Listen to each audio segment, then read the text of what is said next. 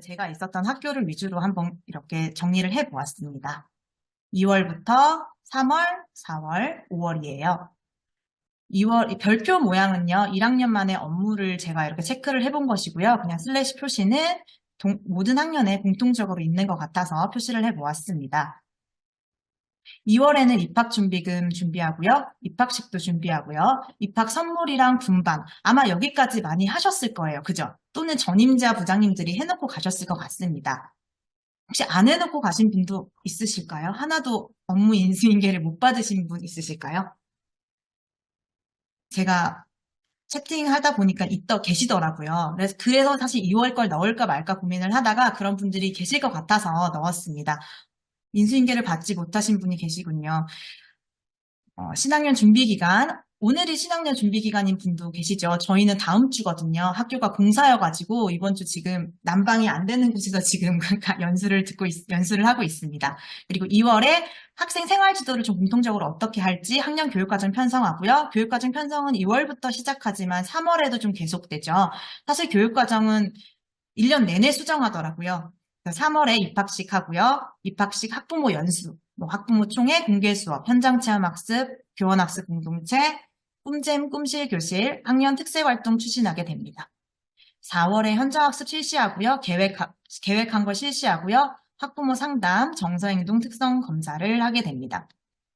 5월에는 소체육대회 또는 어린이날 기념 대운동회를 하게 되고요. 6월에는 동료 장학을 합니다. 7월에는 성적 입력과 여름방학 학년 계획하고요. 2학기 준비하시죠. 8월에는 한글 혜득 여부 가정 공지합니다. 9월에는 2학기 학부모 상담과 상담 없어진 학교도 있는 것 같은데요. 현장 체험 학습 2학기 계획을 하는 것으로 일단은 정해봤습니다. 그리고 10월에 현장 체험 학습 실시하고요. 11월에 학예회 하는 학교도 있으시죠. 12월에 한글 혜득 여부 2차 가정 공지하시고요. 성적하고 드디어 이제 겨울방학 학년 계획하고 마지막으로 진급 분반합니다. 신입생 예비 소집이라도 전년도 1학년 선생님들께서 참가를 하시고요.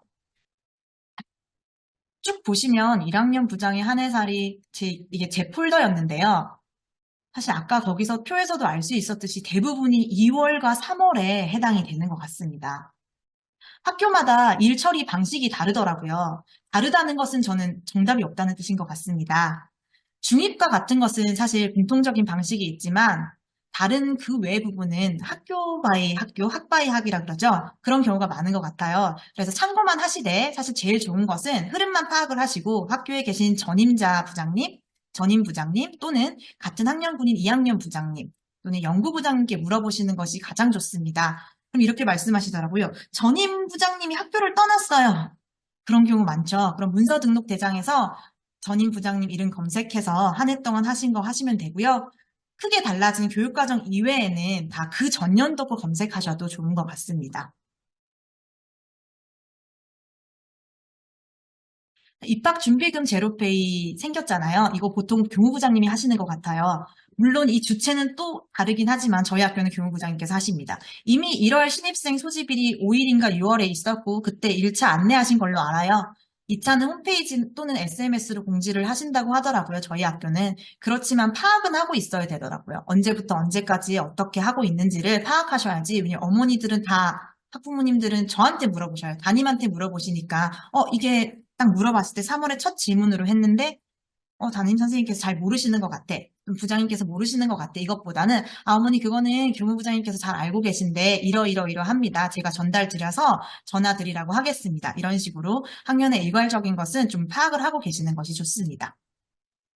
입학식 준비는 교무부장님과 협의하는데요. 학교마다 다른 것 같아요. 어떤 학교는 아예 교무부장님이 다 하시고 또 어떤 학교는 작은 학교는 1학년 부장님이 다 하시고 저희 같은 경우는 전체적인 준비는 교무부장님께서 하시고요. 입학식 예산이라던가 배치도라던가 이런 것들은 제가 합니다. 입학식 예산을 확인하셔야 되는데요. 제일 먼저 하실 건 이미 대부분 다 하셨을 거지만 안 하신 분이 계신 것 같아서 설명드리도록 하겠습니다. 입학식 행사 예산이 있는데요.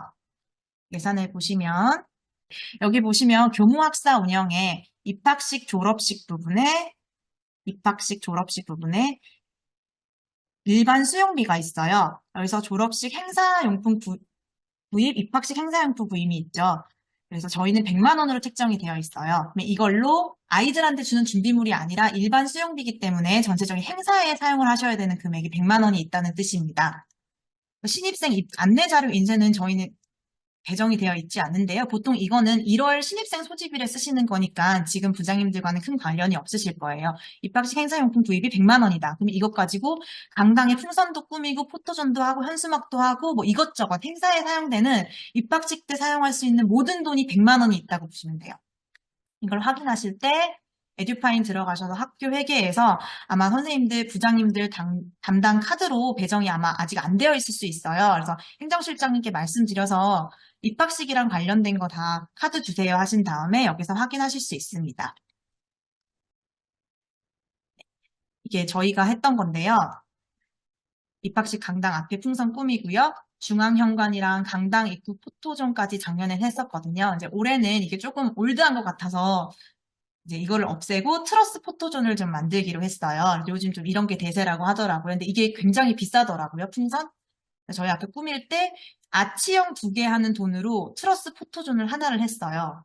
그래서 잘한 일인지는 모르겠는데 올해 입학식 날 이제 부모님들이 너무 몰리면 내년엔 다시 아치형 2가지로 바꿔야 될 것 같습니다.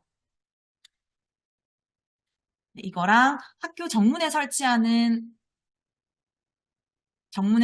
현수막, 그리고 강당에 설치하는 현수막, 사이즈 재달라고 하셔서 이제 고르시고 학교 정문은 어떻게 설치할 것인지 정하시면 돼요. 보통 학교 정문에는 이 나무 끈으로 되고요. 강당에 설치하는 거는 구멍 뚫어가지고 끈 달아주세요 하시면 되더라고요.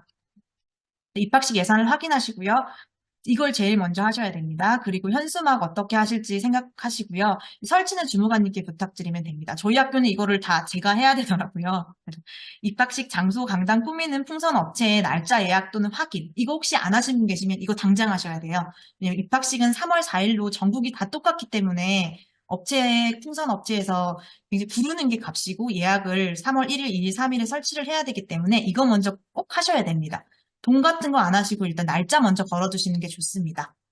그리고 업체에 입학식 후에 풍선 철거를 안 하시는 분들이 종종 있는데요. 그러면은 저희가 입학식 끝나고 가서 학교 다 같이 모여서 풍선 가지고 풍선 다 터트려 가지고 정리해야 돼요. 그래서 입학식 풍선 업체 말씀하실 때 저희는 이거 풍선 수거까지 좀 같이 좀 해주시겠어요? 라고 말씀하시면 부장님들의 업무가 하나 줄어들 수 있습니다. 그리고 예산에 따라서 하나하나 뭐 다르게 편성하실 수 있고요. 예산이 너무 적다 하시면 만드시는 분도 계신 것 같아요. 저는 좀 근데 돈을 조금 더 주더라도 부장님들이 힘들이지 않고 하셨으면 좋겠습니다. 사실 어떤 풍선이 어떻게 예쁘게 되어 있는지는 시간 지나면 어머니들 아무도 기억 못 하시거든요. 그래서 너무 힘들이시지 않으셨으면 좋겠습니다. 견적서 받았으면 후미 올리셔야 되고요. 보통 휴일에 설치하니까 당직 기사님께도 말씀드려야 돼요. 3월 3일에 몇 시에 뭐 새벽에 보통 설치하시는 분도 계셔서 설치하시니까 강당문 열어주세요라고 말씀을 드려야 됩니다. 뭐 최종적으로 입간판이나 뭐 강당에 뭐 1반, 2반, 3반, 4반 이렇게 되어 있는 것들 담당자 분이 계세요. 행정실무사님들이던가 업무 부탁드리고요. 한번 최종은 체크해 주셔야 됩니다.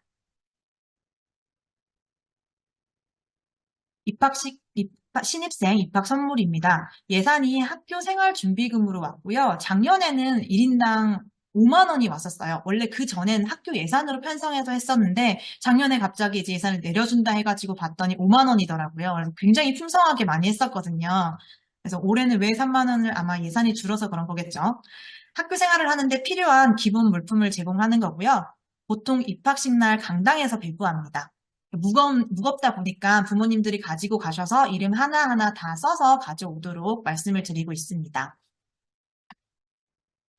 공문이 하나 왔었는데요. 보통 다른 학년 2학년 2, 3, 4, 5, 6학년 하시면 학습 준비물비를 신청하세요 이런 게 있잖아요. 그거 3만 원 이외에 올해 이제 3만 원이 더 내려온 거예요.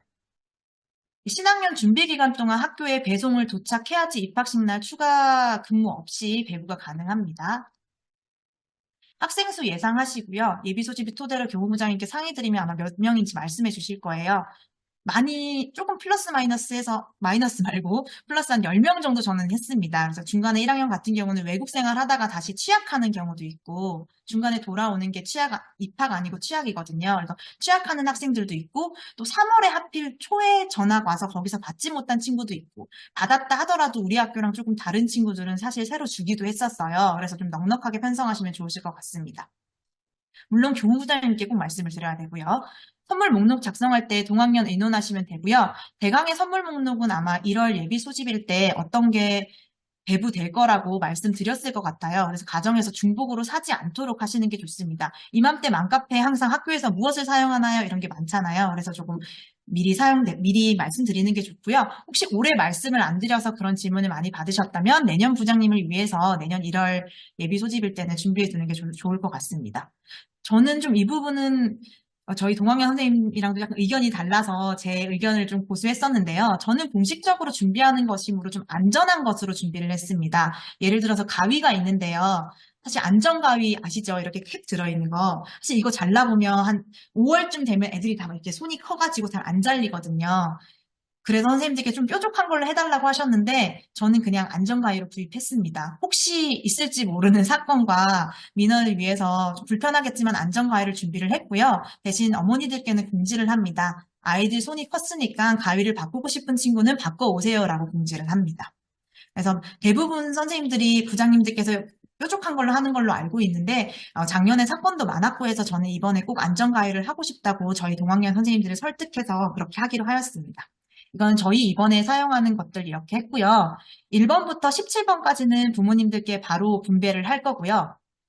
18번 같은 경우는 저희 들고 있다가 아이들에게 어린이날 이벤트로 주기로 했어요. 그래서 이게 예산을 좀 제가 견적을 받아봤을 때 괜찮게 해주시는 부분이 있어서 여기서 하면서 18번은 아이들 어린이날 선물로 주기로 좀 했었습니다.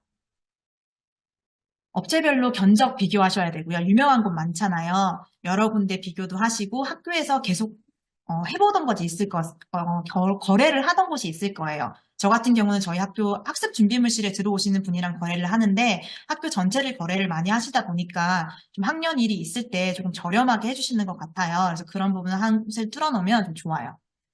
이때 팁이 있으면 1학년 하신 분들은 아실 거예요. 이거 오면 빈 교실에 쫙 해놓고 공책 하나 넣고 크레파스 넣고 색연필 하나 넣고 뿅 이렇게 했던 적이 있으실 텐데요.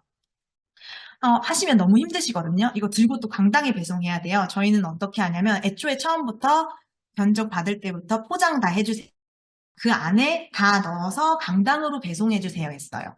그러면은 입학식 전에 선생님이랑 의자 배치하고 그 의자 위에 올려놓기만 해도 됩니다. 그래서 반드시 이거를 하셔야 됩니다. 이거 다르더라고요. 어떤 예산이 지금 2024학년도라서 2월 2일부터 사용 가능하다, 3월, 외상으로 하셨냐고요? 학교마다 다르더라고요. 어떤 학교는 전년도 예산에 포함을 시키는 학교가 있더라고요. 저희 같은 경우는 말씀드려도 될까 모르겠네요. 외상으로 했습니다. 학교에서 계속 하는 곳이다 보니까 말씀드리고 3월 2일 되면은 바로 해서 드리기로 했어요. 제가 알기로 근데 2월 말에 예산이 온다고 했는데 그 부분은 정확히는 모르겠습니다. 저희는 외상으로 했어요. 그래서 저는 부장님들이 힘들이지 않고 할 수 있는 가장 중요한 게 강당으로 배송받는 거라고 생각을 했습니다. 사실 10반 정도 되면 옮기는 거 되게 힘들거든요. 놓는 것만 해도 허리가 굉장히 아파요. 그래서 이걸 꼭 하셨으면 좋겠어요. 보시면 12색 색연필로 했는데요. 색연필이나 사인펜이 12색, 16색, 24색 되게 많잖아요. 저는 12색을 한 이유는 책상 크기도 있고 이제 16색과 12색은 사실 비슷하기는 한데 아이들이 물어봐요. 노란색 꺼내세요? 그러면 이거요? 이거요? 많이 물어보거든요. 찐노랑인지 연노랑인지 이것도 노랑이고 저것도 노랑이고 그래서 저는 그냥 아주 간단하게 다른 학년에서도 많이 쓰는 12색을 사용합니다. 예전에 미술 선생님께서 그러시더라고요. 1학년 아이들은 좀 느린 아이들은 고르는데도 오래 걸리는데 내가 좋아하는 색 하나 고르세요 했는데 어떤 걸 좋아하더라? 여기서부터 버벅대서 오래 걸리는 경우가 많으니까 색이 너무 많은 것도 좋은 건 아니다라고 이야기를 하시더라고요. 그래서 저는 항상 12색을 사용하고 있습니다. 명찰도 명찰은 저희는 이것도 인쇄해서 넣어달라고 해요. 그것도 하나 조건으로 넣습니다. 저희가 다 해서 붙이는 것보다 라벨지도 사실 붙이면 나중에 이게 잘 떼어지거든요. 그래서 명찰을 재활용하시는 학교도 있는 걸로 아는데 명찰 아이들이 아시죠? 이렇게 돌려가지고 한 반에 한두 명은 다 분리가 되는 현상이 일어나서 저는 쓰고 나면 한 학부모 공개 수업 때까지만 써요. 그때까지만 쓰고 받아놨다가 혹시 있을지 모르는 일 때문에 전 이제 작년에 실습하는 것 때문에 중간에도 썼었는데 이제 잘 보관을 했다가 학년 끝날 때 아이들에게 이거 너희가 3월 달에 썼던 거야 하고 주면 아이들도 되게 좋아하고 저희 아이도 예전에 학교에서 받아온 거 아직도 가지고 있거든요. 그래서 좋은 의미가 있는 것 같습니다. 조금 힘드시더라도 조금 비싸더라도 저는 인쇄하면은 조금 좋더라고요. 특히 많은 학교에서는요. 여덟 칸 공책은 어떤 용도로 쓰냐고 물으셨는데요. 저는 이 여덟 칸 공책은 작년에 우리말 우리글이라는 거 했었거든요. 입학 초기 적응 활동 때 이거 이따가 제가 말씀드리도록 하겠습니다. 혹시 말씀 안 드리면 다시 말씀해 주세요. 그리고 아까 말씀드렸다시피 물품 배송은 선생님들 다 출근하시는 날 받기. 그리고 입학식 날 배부할 가정통신문도 우체통에 따로 넣어서 넣습니다. 그러니까 배송 받을 때 두 가지로 받아요. 여기서부터 여기까지는 다 포장하셔서 강당으로 주시고요. 이 종합장이랑 L자 파일은 저희 반 교실로 주세요. 한 다음에 저희 반 교실에 가정통신문 다 끼워 넣고 뭐 붙여야 될 거 있으면 다 붙여서 한 번 더 이름표 놓으면서 그 에코백 안에 넣습니다. 이름 쓰는 거 학부모님께 부탁드리고요. 여러 가지 좀 붙이는 것들 저는 다 부탁을 드리고 있습니다. 그리고 학습 준비물 안내할 때 한꺼번에 이렇게 안내 파일 다 있으실 거예요. 이거 나중에 공유해 드릴 건데요. 그래서 부모님들이 준비하실 거는 결국 아이들 손에 맞는 연필, 지우개, 네임펜, 눈금자 정도, 눈금자랑 하나 더 있다. 실내화요. 그것까지 있더라고요. 그래서 그거 어떻게 해달라고 하면 되고요. 좀 가정에서 해주실 일 전 좀 많이 써서 보내요. 필통도 이런 거 안 된다고 말씀드리고 다 학교 전체를 움직이시면 편할 것 같습니다. 이거는 다른 학교에서 한 거라고 하더라고요. 이렇게 학교마다 다를 수 있다는 거. 급식실이 있는 학교는 급식실 갈 때 가져갈 가방을 주기도 한다고 합니다. 안에 수저 넣고 물통 넣고 하는 것도 있다고 해요. 이제 저희 학교에서 했던 건데요. 이렇게 딱 끼워 주십니다. 학년 반별로 색깔 달리해서요.